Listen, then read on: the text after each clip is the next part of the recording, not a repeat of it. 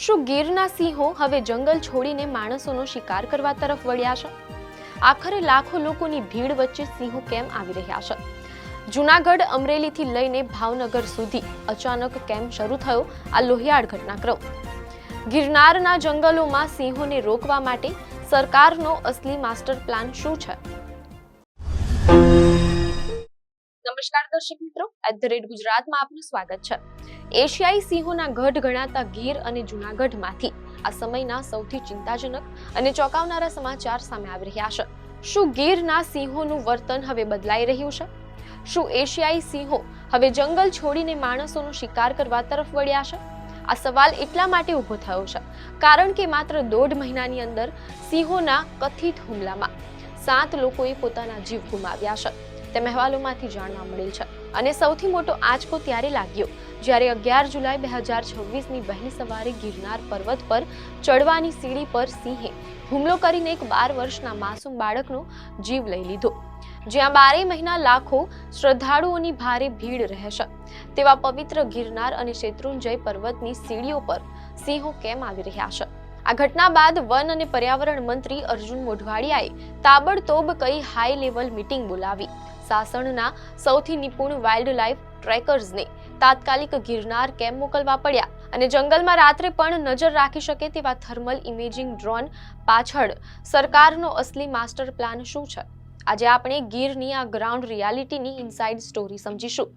ઘટના 11 જુલાઈ 2026ની વહેલી સવારની છે, જ્યારે 12 વર્ષનો મયુર ચૌહાણ નામનો બાળક પોતાના કાકાનો હાથ પકડીને ગિરનાર પર્વત ચડવાની શરૂઆત કરે છે. માંડ 50 પગથિયા ચડ્યા હશે ત્યાં જ અચાનક ઝાડીઓમાંથી એક સિંહે હુમલો કર્યો અને મયુરનું કરુણ મોત નીપજ્યું. આ ઘટનાએ માત્ર જૂનાગઢ જ નહીં પરંતુ આખા ગુજરાતને હચમચાવી દીધું છે. પરંતુ ચિંતાની વાત એ છે કે આ કોઈ એકલ દોકલ ઘટના નથી. છેલ્લા 1.5 મહિનાની અંદર સિંહોના કથિત હુમલામાં આ 7મું માનવ મોત છે તેમ અહેવાલોમાંથી જાણવા મળેલ છે. આ સાથે જ મીડિયાના અહેવાલમાંથી એમ પણ જાણવા મળેલ છે કે આ પહેલા 25 મે 2026થી શરૂ થયેલા આ લોહિયાળ ઘટનાક્રમમાં અમરેલી જિલ્લાના વારાહ, સ્વરૂપ, કોવાયા, જૂના સાવર, ચતુરી અને અંટાળિયા ગામે પણ સિંહોના હુમલામાં એક વ્યક્તિના મોત નોંધાયા છે. જેમાં ખાંભાના ચાતુરી ગામનો જીયાન સિંધા તો માત્ર 5 વર્ષનો માસૂમ બાળક હતો. આ ઉપરાંત ભાવનગરના મહુવા તાલુકાના ગઢડા ગામે પણ એક મજૂરનું મોત થયું હતું. જ્યારે રાજ્ય સરકાર જૂનાગઢ અને ગિરનારને એક વૈશ્વિક ધાર્મિક પ્રવાસન કેન્દ્ર તરીકે વિકસાવવા કરોડોનું રોકાણ કરી રહી છે, ત્યારે યાત્રાળુઓની સુરક્ષા પર લાગેલું આ પ્રશ્નાર્થ ચિહ્ન વન વિભાગ માટે મોટો પડકાર બની ગયો છે. ગિરનારની ઘટનાના બીજા જ દિવસે વન અને પર્યાવરણ મંત્રી અર્જુન મોઢવાડિયાએ એક ઉચ્ચ સ્તરીય બેઠક બોલાવી અને તાત્કાલિક અસરથી કેટલાક કડક પગલાંની જાહેરાત કરી. મીડિયા અહેવાલોમાંથી પ્રાપ્ત માહિતી મુજબ આ અંતર્ગત સાસણ વન્યજીવ વિભાગના સૌથી અનુભવી વાઇલ્ડ લાઇફ ટ્રેકર્સને ગિરનારની સીડી નજીક તૈનાત કરી દેવામાં આવ્યા છે. તમને જણાવી દઈએ કે સૌરાષ્ટ્રના જૂનાગઢ, ગીર સોમનાથ, અમરેલી અને ભાવનગર જેવા ઘણા જિલ્લાઓમાં સિંહો વસે છે અને અલગ અલગ વન વિભાગો પાસે પોતાના ટ્રેકર્સ છે. પરંતુ સાસણ વન્યજીવ વિભાગના ટ્રેકર્સ સિંહોના પગલાં ઓળખવામાં, તેમનું વર્તન અને તંદુરસ્તી પારખવામાં સૌથી વધુ નિપુણ માનવામાં આવે છે.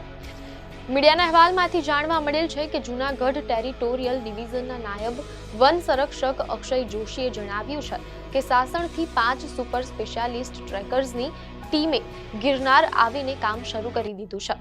આ ટીમ સીડી માર્ગ પર સિંહોની હિલચાલ પર 24 કલાક નજર રાખશે. એટલું જ નહીં, વન વિભાગે ગિરનારની નવી જૂની સીડી અને દાતારના પગથિયાવાળા માર્ગો પર કાયમી ધોરણે 25 નવા ટ્રેકર્સની ભરતી કરવાની સત્તાવાર જાહેરાત પણ બહાર પાડી દીધી છે. વન વિભાગ માત્ર જમીન પર જ નહીં પરંતુ હવે આકાશમાંથી પણ સિંહો પર વોચ રાખશે. મંત્રી અર્જુન મોઢવાડિયાના જણાવ્યા અનુસાર ગિરનાર અને દાતારના સમગ્ર જંગલ વિસ્તારમાં થર્મલ ડ્રોન સર્વેલન્સ શરૂ કરવામાં આવશે.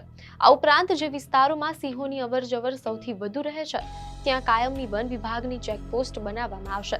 મીડિયાના અહેવાલોમાંથી એવી પણ માહિતી મળી રહી છે કે કેટલાક રિપોર્ટ અનુસાર એવો અંદાજ લગાવવામાં આવી રહ્યો છે કે ટૂંકા ગાળામાં સિંહો દ્વારા માણસો પર થયેલા આટલા બધા હુમલા પાછળનું અસલી વૈજ્ઞાનિક કારણ શું છે તે જાણવા માટે ગુજરાત સરકાર હવે wild life institute of India WII ના વૈજ્ઞાનિકોની મદદ લેવા પર પણ ગંભીરતાથી વિચાર કરી રહી છે. જેથી સમજી શકાય કે શું સિંહોના બિહેવિયરમાં કોઈ મોટો ફેરફાર આવ્યો છે કે નહીં. આ એક્શન પ્લાન અંતર્ગત ગિરનાર અને દાતાર શેરડી માર્ગને હવે સત્તાવાર રીતે સાયલેન્સ ઝોન જાહેર કરવામાં આવશે. અહેવાલો મુજબ હવે સીડી પર સંગીત વગાડવા પર સંપૂર્ણ મનાઈ રહેશે, જેથી વન્યજીવોને કોઈ ખલેલ ન પહોંચે. મીડિયા અહેવાલો અનુસાર આવો જ એક કિસ્સો મે મહિનામાં ભાવનગરના પાલીતાણામાં આવેલા પવિત્ર શેત્રુંજય પર્વત પર પણ બન્યો હતો, જ્યાં એક સિંહ યાત્રાળુની બેગ લઈને ભાગી ગયો હતો. 14.50 વર્ગ કિલોમીટરમાં ફેલાયેલો શેત્રુંજય પર્વત પણ એક અનામત જંગલ એટલે કે રિઝર્વ્ડ ફોરેસ્ટ છે. મીડિયાના અહેવાલમાંથી જાણવા મળેલ છે કે ભાવનગર વન વિભાગના નાયબ વન સંરક્ષક યોગેશ કુમાર દેસાઈએ જણાવ્યું કે તેમનો સ્ટાફ સતત ત્યાં પગપાળા પેટ્રોલિંગ કરે છે અને કલ્યાણજી આનંદજી પેઢી સાથે મળીને જાગૃતિ ફેલાવે છે. શેત્રુંજય પર્વત પર હજુ સુધી કોઈ માનવ જાનહાનિ નથી થઈ, પરંતુ સાવચેતીના ભાગરૂપે પાલીતાણાની તળેટીથી લઈને ગઢ સુધીના સીડીના ભાગને તારની જાળીથી કવર કરવાની યોજના પર પણ વિચારણા ચાલી રહી છે. મીડિયા અહેવાલોમાંથી પ્રાપ્ત માહિતી મુજબ જૂનાગઢમાં વસુંધરા નેચર ક્લબના પ્રમુખ પ્રણવ વઘાસિયા કહે છે કે ગિરનાર અભયારણ્ય 178.8 વર્ગ કિલોમીટરમાં ફેલાયેલું છે અને 2025ની ગણતરી મુજબ અહીં 54 જેટલા સિંહો રહે છે. વાસ્તવિકતા એ છે કે ભવનાથ તળેટી પોતે અભયારણ્યની વચ્ચે છે, એટલે ત્યાં સિંહો આવે તે સ્વાભાવિક છે. ગિરનારની 10,000 પગથિયાની સીડીમાં સિંહો માત્ર શરૂઆતના 3,000 પગથિયા સુધી જ આવે છે, તેથી 25 ટ્રેકર્સ રાખવાનો નિર્ણય ખૂબ જ સારો છે. પરંતુ અસલી ચિંતા એ છે કે વન વિભાગમાં કાયમી સ્ટાફની ભારે અછત છે. એક બીટ ગાર્ડને 2 થી 3 બીટનો વધારાનો ચાર્જ સોંપવામાં આવે છે. તો દર્શક મિત્રો, વન વિભાગે લીધેલા આ આકરા પગલા, થર્મલ ડ્રોન અને 25 કાયમી ટ્રેકર્સની ભરતી ચોક્કસપણે માનવ સિંહ સંઘર્ષ ઘટાડવામાં મોટી ભૂમિકા ભજવશે. પરંતુ જ્યાં સુધી જંગલના કાયદાઓનો ચુસ્ત અમલ નહીં થાય, ત્યાં સુધી યાત્રાળુઓની સુરક્ષા 100% સુનિશ્ચિત કરવી મુશ્કેલ છે. સિંહ એ ગીરનું ગૌરવ છે અને પ્રવાસીઓ દેશની સંપત્તિ. આ બંને વચ્ચે સંતુલન જાળવવું એ જ સાચો રસ્તો છે. આ સમગ્ર સંવેદનશીલ મુદ્દા પર તમારું શું માનવું છે? તમારા વિચારો અમને કમેન્ટ બોક્સમાં જરૂર જણાવજો. આપને માહિતી સારી લાગી હોય તો વિડીયોને લાઈક અને શેર કરજો, ચેનલને સબસ્ક્રાઇબ કરજો.